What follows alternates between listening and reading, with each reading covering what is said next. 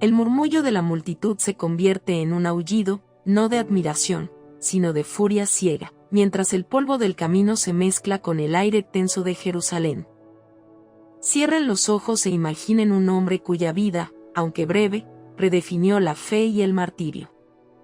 Su nombre, Esteban, ya es una curiosidad, porque en griego significa corona o guirnalda, un presagio irónico para alguien cuya recompensa terrenal no fue el laurel triunfal, sino una lluvia implacable de piedras. Este personaje bíblico, a menudo relegado a las sombras de figuras más grandes, esconde datos fascinantes que te dejarán pensando. La primera iglesia, nacida del Pentecostés, estaba lidiando con problemas de logística, tan mundanos como la distribución de alimentos a las viudas, especialmente a las de habla griega que se sentían discriminadas. Para resolver este primer conflicto administrativo, se eligieron a 7 hombres para servir las mesas. Sí, la función inicial del primer mártir cristiano no era predicar en las plazas, sino gestionar la despensa. Un administrador de comedores que terminaría siendo la chispa que encendería la gran persecución. Pero aquí es donde la historia da un giro electrizante. Esteban, uno de esos 7 diáconos de servicio, no era un hombre común. La Biblia nos dice que estaba lleno de fe y del Espíritu Santo y que realizaba grandes prodigios y señales milagrosas entre la gente. Su servicio no se limitó a la distribución. Su fe era tan potente, tan desbordante, que comenzó a debatir con los sabios de las sinagogas, y la sabiduría con la que hablaba, inspirada directamente por el Espíritu, era tan arrolladora que nadie podía refutarlo. Los argumentos eran inútiles contra él, y el resentimiento se acumuló como una carga eléctrica. Sus oponentes recurrieron a la táctica más antigua y vil, la mentira. Lo acusaron de blasfemar contra Moisés y contra Dios, de querer destruir el templo. Lo arrastraron ante el Sanedrín, la máxima corte religiosa judía, listos para un juicio que ya tenía su veredicto escrito con tinta de odio. Pero ocurre la primera de las visiones asombrosas de su juicio, un dato que incluso sus enemigos no pudieron ignorar. Mientras las falsas acusaciones llovían a su alrededor, los miembros del concilio fijaron sus ojos en él y vieron su rostro. La Escritura lo describe de forma inolvidable. Vieron su rostro como el rostro de un ángel.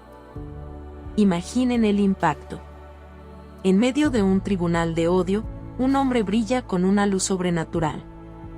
Su discurso de defensa no fue una súplica, sino una cátedra magistral de historia bíblica, un repaso épico desde Abraham hasta Moisés, demostrando cómo su propio pueblo, una y otra vez, había rechazado a los profetas que Dios les enviaba.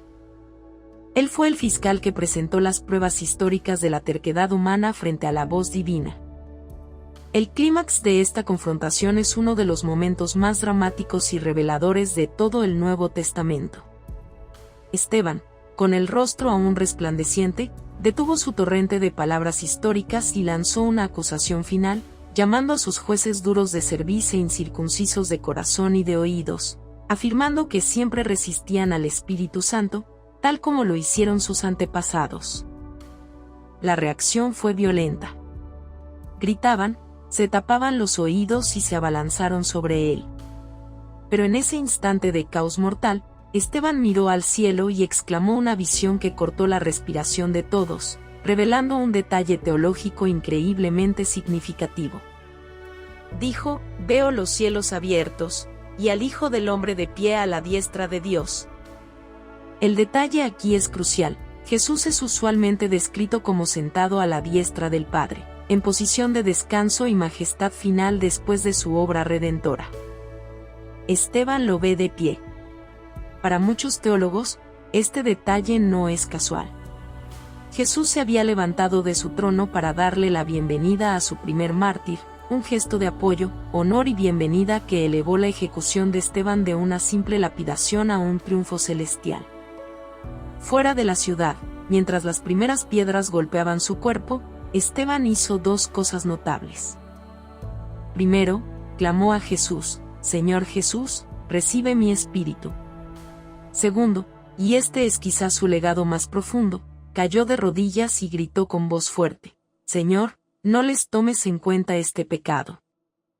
Repitió el mismo patrón de perdón que Jesús había establecido en la cruz, cerrando el ciclo del martirio cristiano con una nota de gracia. Pero hay un último dato curioso y escalofriante que conecta a Esteban con una de las figuras más importantes de la historia cristiana. En la ejecución, los verdugos pusieron sus mantos a los pies de un joven que se llamaba Saulo.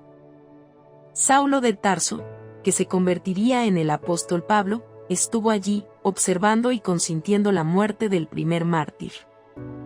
El hombre que se convertiría en el gran misionero, el escritor de gran parte del Nuevo Testamento, comenzó su viaje de fe siendo el testigo mudo de la muerte de Esteban.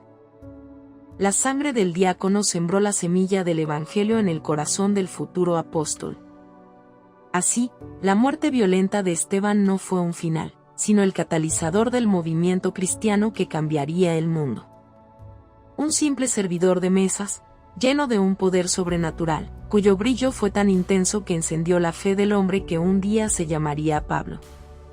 Su corona no fue de oro, sino de la gloria inmarcesible reservada para quienes no temen. Si te gustó el video, por favor dale me gusta y suscríbete al canal, esto nos ayuda a seguir contando historias. Gracias.